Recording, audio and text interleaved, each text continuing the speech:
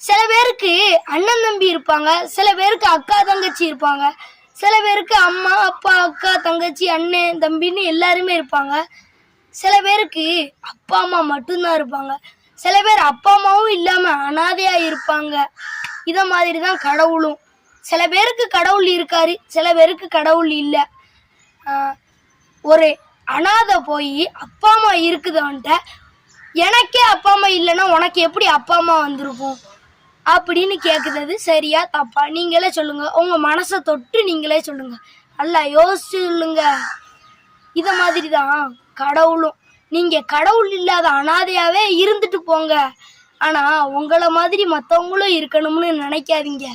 சரி, கடவுள் எங்கன்னு காட்டு பார்ப்போம் அப்படின்னு நீங்க கேட்குறது எங்க அதுக்கும் கேக்கு. அதுக்கு பதில் என்ன தெரியுமா? கெட்டவங்களுக்கெல்லாம் முதல்ல கடவுள் தெரிய மாட்டாரு. நீங்க நல்லவங்களா அப்ப